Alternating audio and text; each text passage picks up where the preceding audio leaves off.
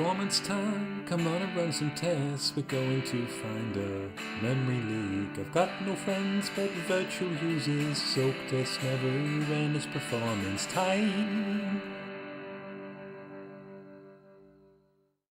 Hi there, and welcome to the second installment of Performance Time, where we look at the absolute basics of performance testing with fresh eyes.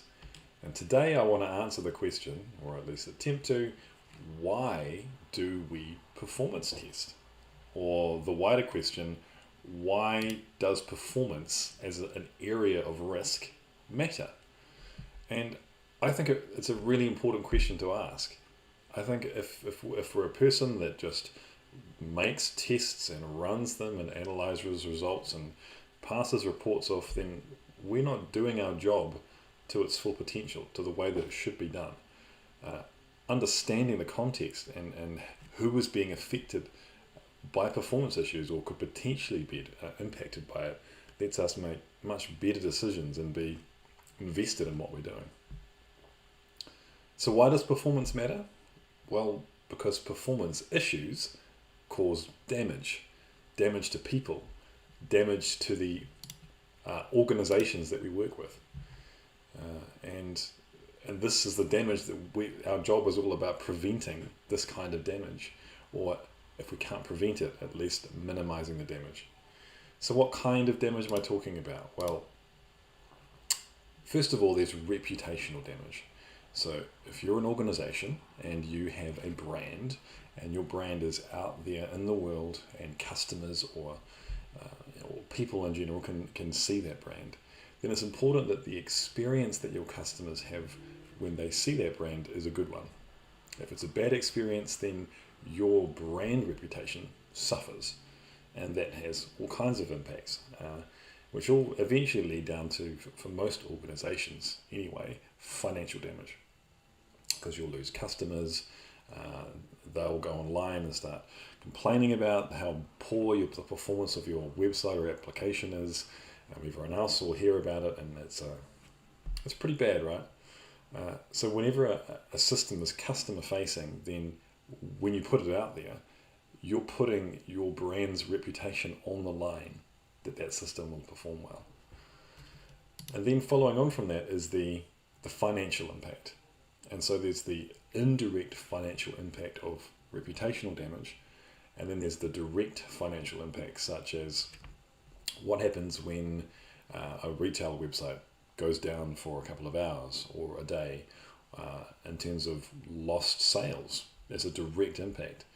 Or maybe your organization has some core IT systems which you rely on for day-to-day operation.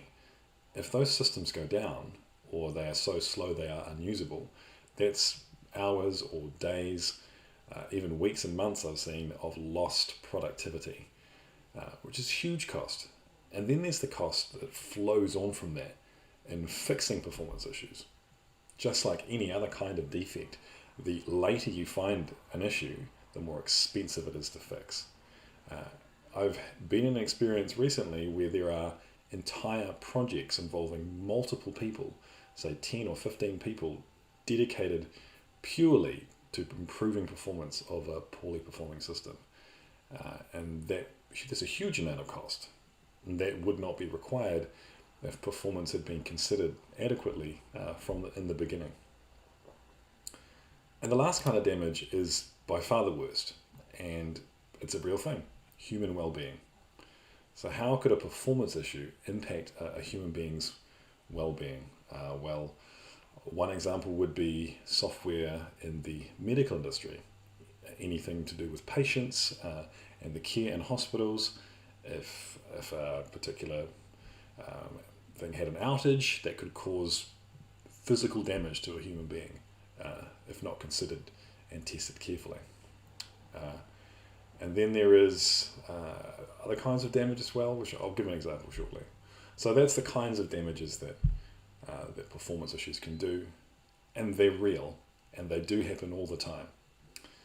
So what kind of examples have we got? Well, a few years ago, well, actually many years ago now, I'm certainly getting on, I did some work for a retailer in New Zealand.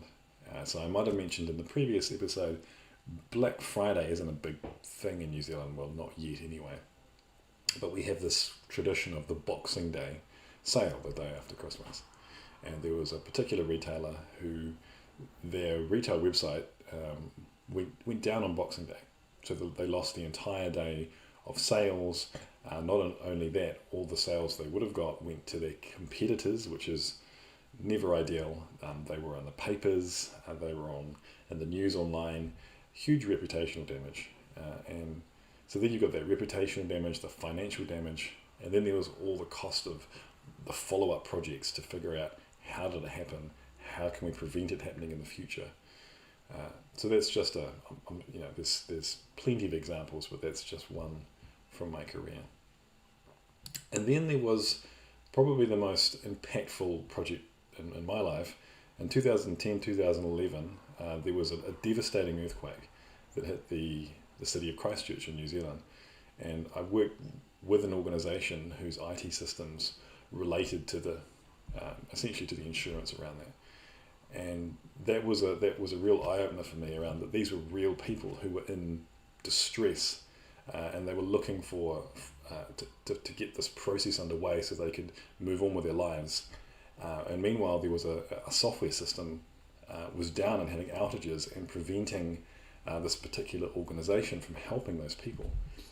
So that for me was a real eye-opener in terms of the performance improvements that I was helping to make had an absolute direct impact on people's lives in a time of horrible crisis.